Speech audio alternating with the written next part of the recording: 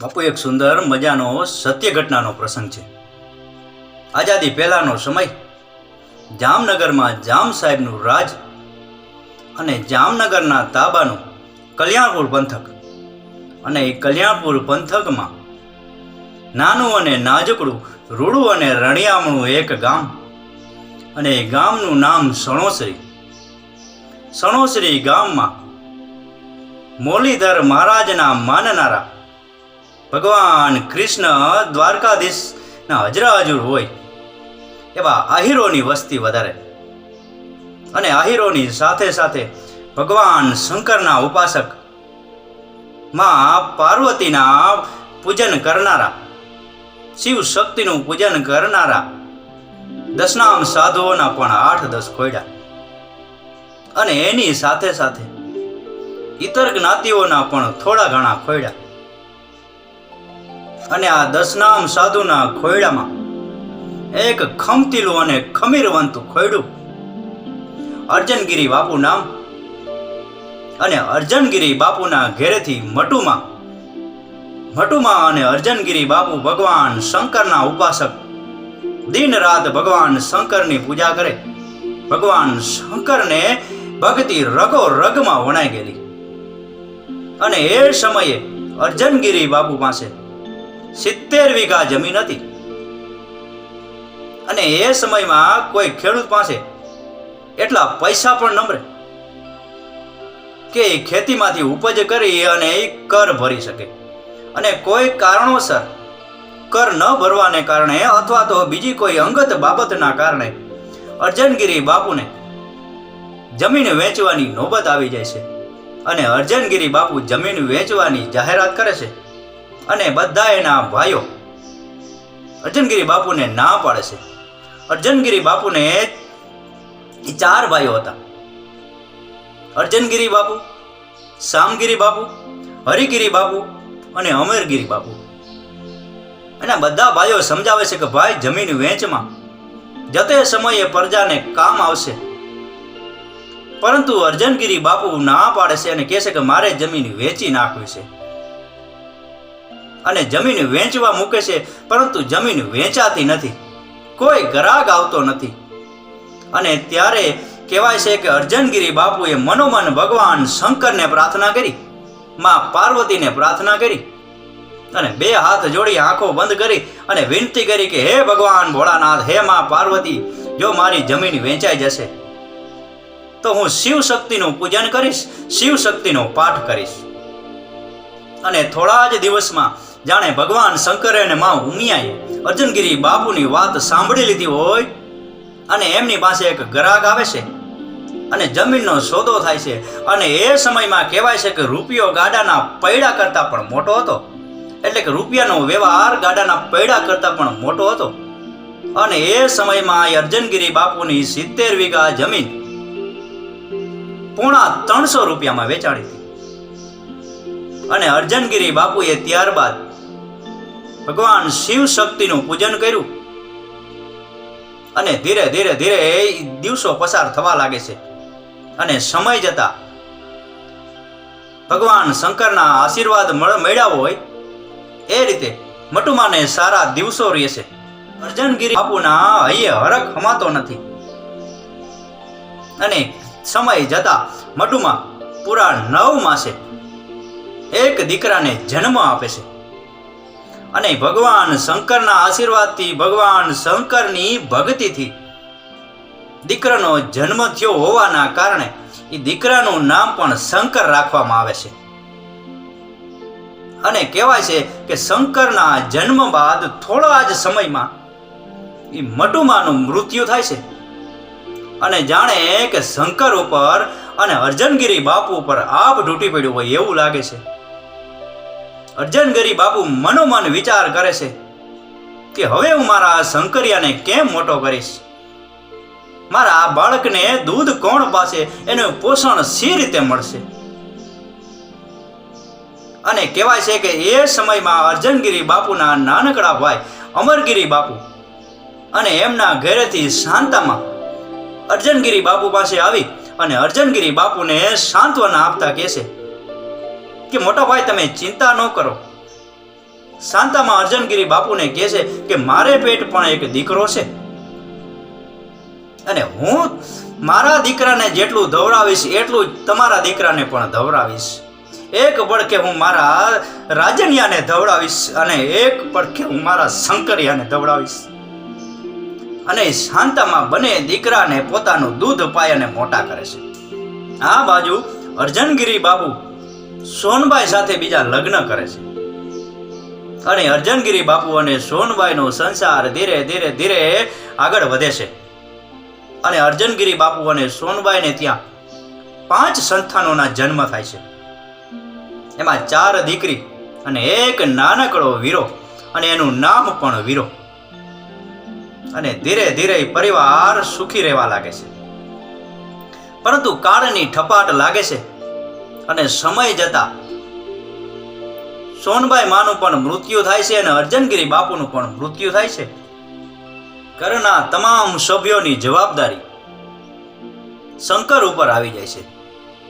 એ શંકરને આખું ગામ શંકરિયો શંકરિયો કોઈને બોલાવતું હતું. નામ એનું શંકર પણ આખું ગામ એને શંકરિયો શંકરિયો કહે. અને આ 6 ભાંડેડા ભગવાનના આશરે રહેવા લાગે છે અને કાળી મહેનત અને કાળી મજૂરી કરી અને કોકને ત્યાં ખેતી કામ કરે, રાહત કામ કરે, મજૂરી કામ કરે અને એમ કરી કરીને બધા ભાંડેડા મોટા થાય છે.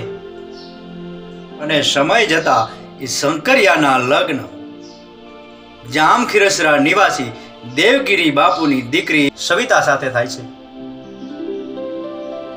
અને બંનેનો સુખી સંસાર ધીરે ધીરે આગળ ગતિએ વધે છે. અને ધીરે ધીરે સમય જતા એ શંકરગીરી બાપુ એને 4 બહેનો અને એના ભાઈના પણ લગ્ન કરે છે. અને ત્યારબાદ એનો સુખી પરિવાર આગળ વધે છે. અને શંકરગીરી બાપુ પાસે કઈ જમીન નહીં, કોઈ જાયદાદ નહીં અને કોકને ત્યાં સાથીપા કરી અને પોતાનું ગુજરાન ચલાવે. શંકરગીરી બાપુ સણોસરી છોડી પાંડાવદર ગામે જાય છે. ત્યાંથી જામખીરસરા ગામે રહેવા જાય છે. ત્યાં કાળી મજૂરી કરે, ખેતરોમાં કામ કરે, ખેતરોમાં હાથી પારી. ત્યાંથી કેશુપર ગામે રહેવા જાય છે અને ત્યાં પણ ખેતરોમાં કાળી મહેનત કરે છે, કાળી મજૂરી કરે છે. અને સમય જતા શંકરગીરી બાપુને ત્યાં એક દીકરીનો જન્મ થાય છે. દીકરી મૃત્યુ પામે છે. એક દીકરાનો જન્મ થાય છે. ત્યારબાદ ફરી એક દીકરીનો જન્મ થઈ દીકરી મૃત્યુ પામે છે. અને ત્યારબાદ ફરી એક દીકરાનો અને એક દીકરીનો જન્મ થાય છે. અને આમ શંકરગીરી બાપુનો સંસાર આગળ વધે છે. અને શંકરગીરી બાપુના નાનકડા ભાઈ વીરગીરી બાપુ આદિત્યાણા ગામે રહેતા હોય છે અને ત્યાં મજૂરી કરી અને પોતાનું ગુજરાન ચલાવતા હોય છે. અને શંકરગીરી બાપુના કુટુંબીજનો આવી અને શંકરગીરી બાપુને કહે છે કે આ ગામમાં તમારાથી હવે જાજી મજૂરી નહીં થાય. તમે કેટલી મજૂરી કરશો, આમાં તમારો પરિવાર સી રીતે નપશે. એટલે ત્યાંથી શંકરગીરી બાપુ અને એમનો પરિવાર આદિત્યાણા ગામે જાય છે.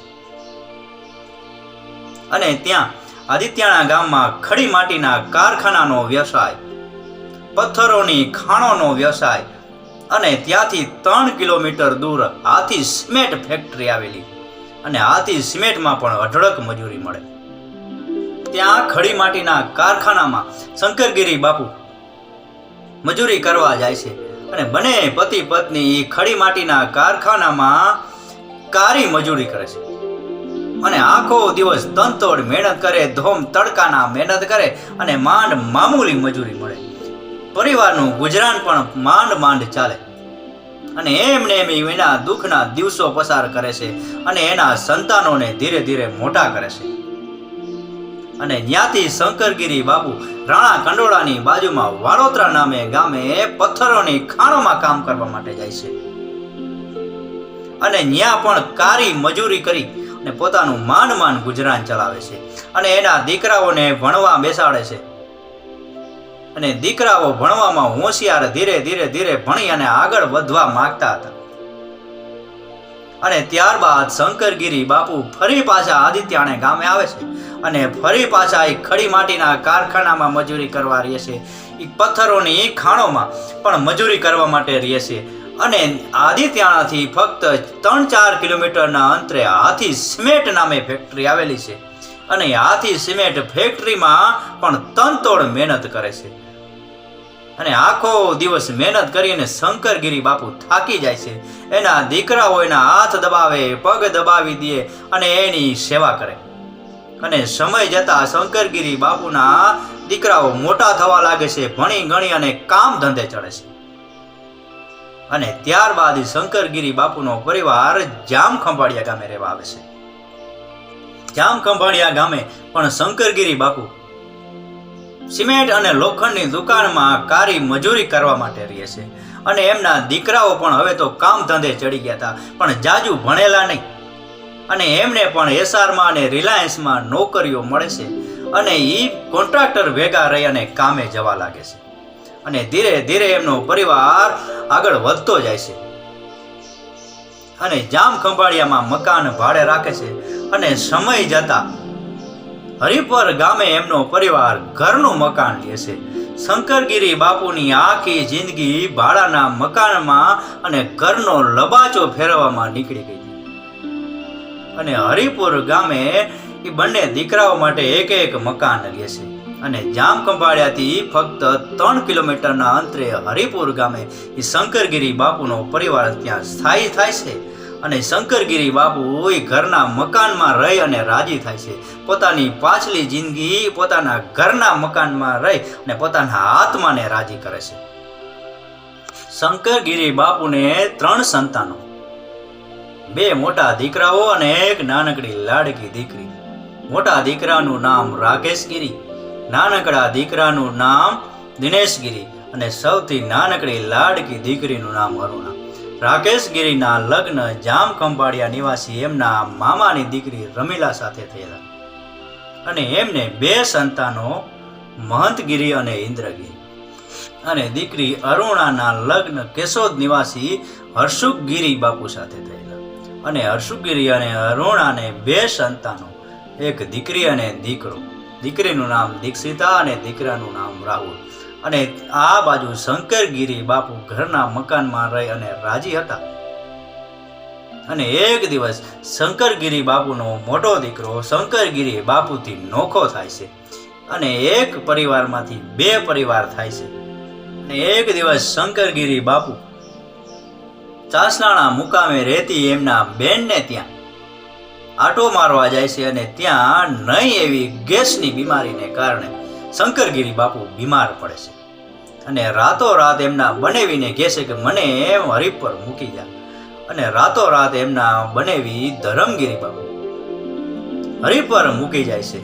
અને રાતના 3:30 વાગે શંકરગીરી બાપુ પથારીમાં સૂતા અને સવારે 6 વાગે એનો જોવે છે તો શંકરગીરી બાપુના શરીરમાં પ્રાણ નથી. અને શંકરગીરી બાપુને જાણે ભગવાન શિવના તેડા આવ્યા હોય એમ શંકરગીરી બાપુ કૈલાસમાં જતા રહ્યા. શંકરગીરી બાપુનું મૃત્યુ થયું.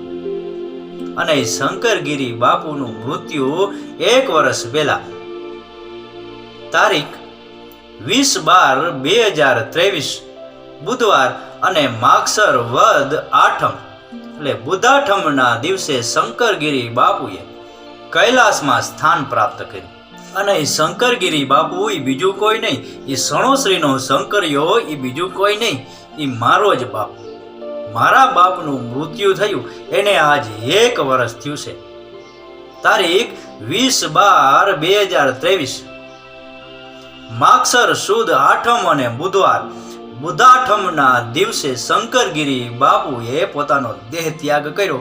અને તિથિ અનુસાર આજે શંકરગીરી બાપુના મૃત્યુને 1 વર્ષ થયું છે. અને ભગવાન ભોળાનાથને, ભગવાન શ્રી માધવેશ્વર મહાદેવને 2 હાથ જોડી અને પ્રાર્થના કરું છું કે હે ભગવાન, મારા બાપની આત્માને શાંતિ આપજે. એ સણોસરીના શંકરિયાની આત્માને શાંતિ આપજે. એ શંકરગીરી બાપુના આત્માને શાંતિ આપજે અને કૈલાસમાં સ્થાન આપજે. બાપુ, આ સણોસરીના શંકરિયાનો પૂરેપૂરો પ્રસંગ તમે સાંભળો એ બદલ તમારો ખૂબ ખૂબ આભાર. આપણો દિવસ શુભ રહે. મહાદેવ હર.